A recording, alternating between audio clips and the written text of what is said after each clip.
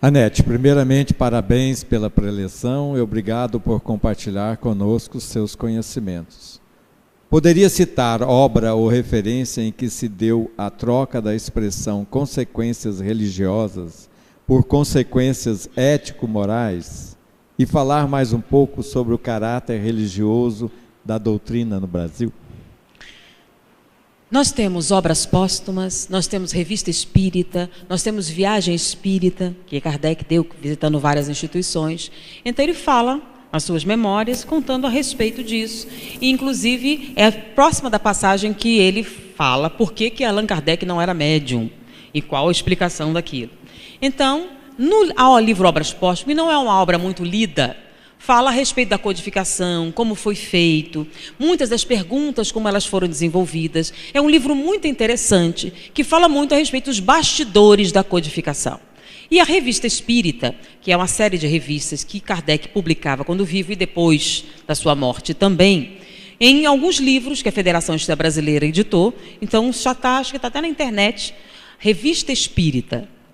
Foi a revista publicada por Allan Kardec, onde ele tece uma série de comentários a respeito. Então, nós falamos sobre a religião, no significado do dicionário tem.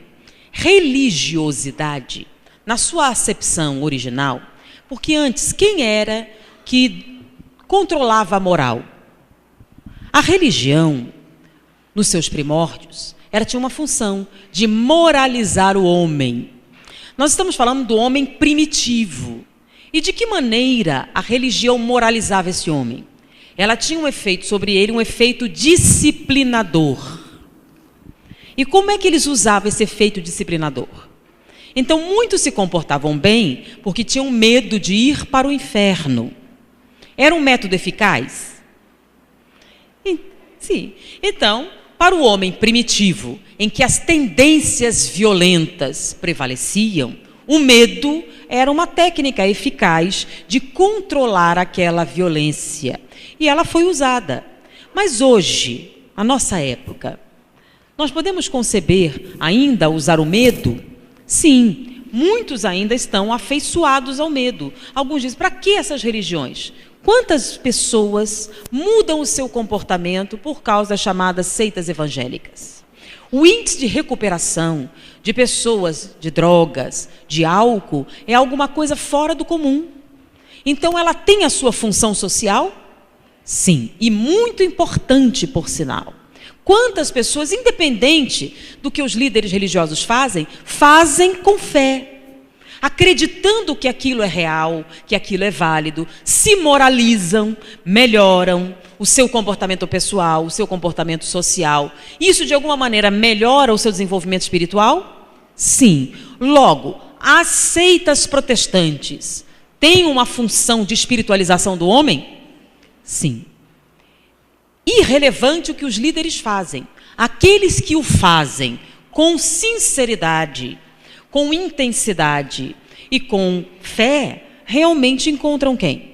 Benfeitores espirituais, mentores espirituais. Então, aqueles que eles chamam os Espíritos Santos, os anjos, o nome que você queira dar, para aquelas que estão unidas ao Criador, com o objetivo de beneficiar a humanidade. Então, a religião tem uma função espiritualizadora? Sim.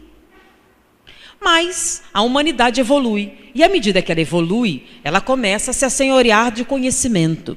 E o conhecimento pode ser uma faca de dois gumes.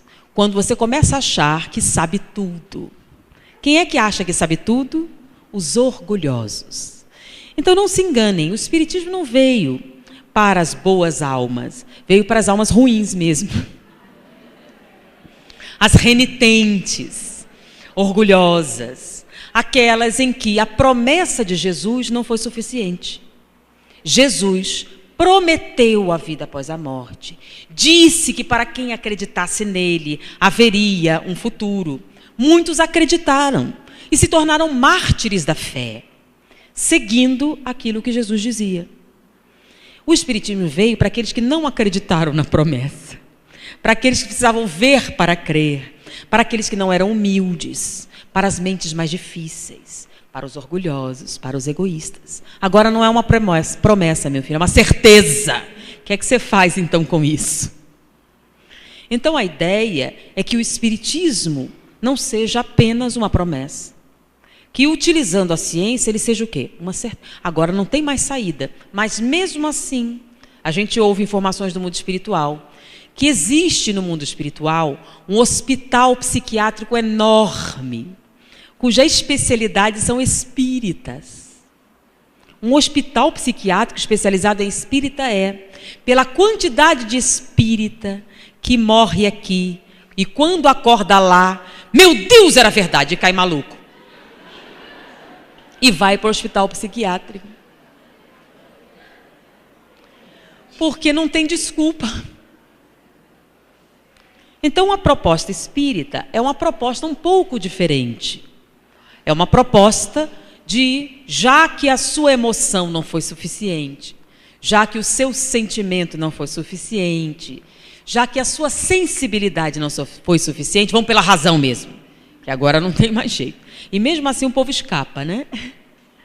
Então, vamos tentar essa proposta. Então, a religiosidade tem por objetivo espiritualizar o homem.